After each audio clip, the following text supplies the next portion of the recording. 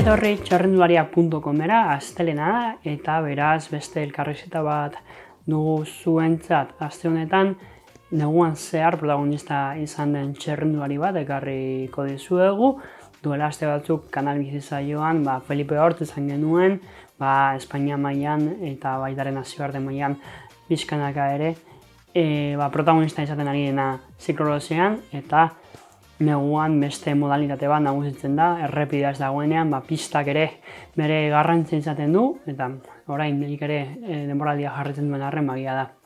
Errepideak gain hartzen diela, baina neguan batez ere ziklosa eta gaur pista garrantzia handia dute, eta horregatik negua errepasatzeko modun, eta berarekin hitz egiteko gaur Eukene Larrarte dugu, Bizkaia Durangoko txirrindularia, eta pistan aurten emaitza oso onak lortu ditunak, bai munduko txapelketan, baita Europako txapelketan, eta baita ere aukera izan zuen UCIk sortutako UCI Champions League pista txapelketan aritzeko. Beraz, gaurkoan hemen dugu, Eukene Larrarte, ongi etorri Eukene, eskerrik asko gurekin egoteagatik, eta errepasatu dugun bezala, esan genezake negu oparo izan dezula, emaitza bikainekin batez ere Europako eta munduko txapelketetan. Bai, egia esan pozik nago botatako neguakin. Lehen urteko helburu nagusia izan ez, Europako txapelketeta eta batez munduko txapelketeta jutea. Eta helburu bete genuen, eta gero behin egon da, ia da esperientzia lortu nahi nula ez. Eta ia da gero emaitzake lortu nitula, eta egia esan oso pozik. Sarrean esan dugu, UCI Champions League txapelketan edo torneoan ibili zarela, hau UCI sortutako torneo berri bat izan da, Europa zeharreko hiri batzuetan pixkat ikusgarriagoa egiteko pista, eta lortu dute formatu berezi bat, munduko onenak hor zeuden, eta zuk ere aukera izan duzu hor egoteko, zer moduzko esperientzia izan duzu UCI Champions League honetan, munduko onenen artean zure burua ikustea pozgarria izango zen, ez? Bai, egia esan, lehenengo aldiz ikusi nunen Eurosporten Champions berria bat eratzezala, esan horre nahi dut. Eta gero ia da, rankingan arabera zijoala, munduko rankingan arabera bertan egotea, eta adibidez, nik oraindik mundiala eta gero arte ez nun jakin aberjungo nintzen ez. Eta, jakin nun eman ikuala oso pozik jarri nintzen ez. Gero ia da, pixka bat eromena izan dela ez, bidai oso luze, karrera motzak, eta ia da emaitza aldetik ez detela emaitzik ez dut lortu ez. Baina, ikasteko ere balio izan du dit, formatoa pixka desberdinagoa zen, itzuliak motzagoak ziren, eta eskaratzen behintzat, horrek egitezuna zen piston esplosibidadea, eta karrera kontuatzako bukatuta zion, eta agian bada, ni naizenaren justo kontrakoak. Horregatik ondo etorriko zait urrengorako, eta eliminazio frogane baita, justu ez zaiten bate ze ondo atea. Eta, baina, esatik zutena ikasteko asko balioit, ez karrera makarrik ez, bidaia bakarrik egite zenun, auxiliarri gabe, zeratzi gabe. Orduan, bizikleta montatu, bidaiatu, denazuk bakarrik antolatzen zenun, eta horretik ikasketa handi bat izan da. Esaten genuen bezala, UCI Champions League hau formatu berria da, eta bizitasuna, askartasuna emain nahi diona pistari ikusgarri egiteko, batez ere telebistarako honek batez ere estres handia eragingo zizuen imaginatzen dut txirrindulariei, dana azkarrin beharra, atxenerako denbora gutxi, baina kirol esperientzia zen muzgun zaizu lasterketa horietan? Bai, egia esan estres maila handia izan da. Koronavirusa ere etzun laguntzen ez, bidaiatzeko logistika, testak, COVID testak, bidaiatzeko ukan beharrak, dena dakigu zer da nahi dena. Eta gero egia da, behin iriste zinalak horrek eta presaka bizileta montatu behar zenula, gero baita etxera iristen zen material guztioi dena de media, argazki, bideok, hori dena, guatzetien den hori denak egiten, orduan 1000 gauza zen ez dutan. Egia da, beraiek autokritika egin dutela, eta badaudela, gauza batzuk hobetzeko daudela konturatu ditenak. Eta, seguru nago hurrengo urtean gauza hori denak hobetuko dituztela. Baina formatua erakargarria egitea lortu dutela, hori 100% seguru nago. Eta orokorrean neguan nola joan zaizu UCI Champions League aipatu dugu, baita ere Europako munduko txapelketan, baita ere anoetako lasterketetan ikusi zaitugu, pistan aritu zera neguan zehar, eta zuk pertsonalki nola baloratzen duzu zure negua? Balorazioa esan oso positiboa da, ez? Esandako markatutako helburuak bete ditut, eta iruditzen zaie baita pixka gehiago bai jo naizela. Eta, balorazioa positu egin barreta, noetan korritza ere baita kriston poza izan danetako, Gipuzkoako Txirrindularitza Federazio eta, posible induten guztiri, mendikan zoriondu nahi diet eta eskerrak eman. Falta motatzen un anoetan korritzea eta, egia esan oso pozik nago orokorrean denakin, eta, hemendikan hurrengo urtea behi da, helburu gehi jarriko ditu. Errepideko denboraldiari begira, aurten talde aldaketa izan duzu, iaz Laboral Kutxa taldean zinen, eta aurten Bizkaia Durango taldera pasa zara. Zuk aipatu duzu aurreko elkarrizketetan, nola aldaketa hau izan dela batez ere nazioarteko egutegia bilatzeko eta zure lehia maila handitzeko. Hori izango da helburua batez ere pistarako forma hartzeko eta horretan lan egiteko. Zer moduz talde berria? Egia da, guain urrengo ziklo olimpikoa behi da, aurten iritze zitzaitean nahiko importantea zela, errepidean kilometroak sartzea, ez? Karrera honetan nazioarte mailan.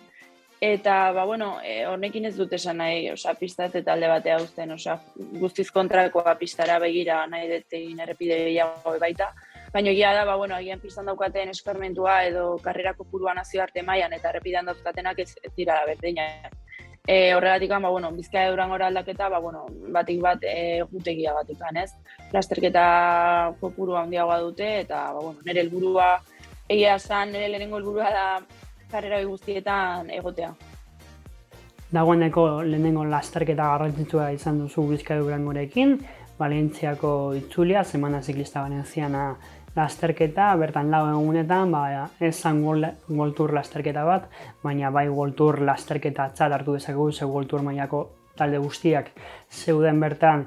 Nola joan zaizue zuei Bizkaia Durangoko txirrindulariei? Taldearekin egia zen oso pozik nago, ez? Esate izute taldeko dinamika eta hori denarekin oso pozik nago, lehenago training kanpatero konzentrazio bat egin genune baita Andaluzia inguruan, eta gero hortikan 2 lasterketa egin genitun, eta guain semana da Valentzianara joan, eta ja da, 4 egun hauek oso gogorrak izan dira. Balante positiboa egiten dut, azkeneko egunean batez ere, lehenengo taldean sartzea lortu nuelako. Pena pixka bat ere badaukat, esprintatzeko kolokatzeko eta esprintatzeko denbora izan ez nolako, eta justu iritsi nitzelako, 2 taldetan banatu ginelako portuan, eta azken 5 kilometrotan sartu ginelako aurrean. Eta, egia esan oso pozik nago, denetik pasa zaitelako, aberiak, erorketak, denetik. Eta hori guztitatik, aurrea jarraitu dut, eta hori izan ere helburua gauzka bidenak pasa behar ditut ikasteko eta aurrea pausukiteko. Zeintzuk dira zure helburuak aurtengo denboraldirako errepidean? Leheno argi esan dut, ez, ditu nahi emaitzak zer daukaten helburu jarri. Egia da Bizkaia Durangok ere baita, Espainia mailan baita lasterketa egingo ditula, Euskaldunak eta Kopa Espainiak lasterketa horiek egia da, urte batzu da makizkitela korritzen, orduan, horietan helburua, disputatzea bai izango dela noski. Eta nazioarte mailan esan dizutena, denanetako ikasketa bada, azken baten ia ez ditut lasterketa korritu, nazioartean errepideen, orduan, hori denak korritzea, eta, egia da, lasterketan bat niretzako politiagoa edo baldin bada, ez dakizu, ez, iesaldietan sartu ere bai, edo aurrean ibili, baino ez garaipenik, ez beste zer ez daukat burun, ez, goengot behintzat egutegi kompleto bat egitea errepideen.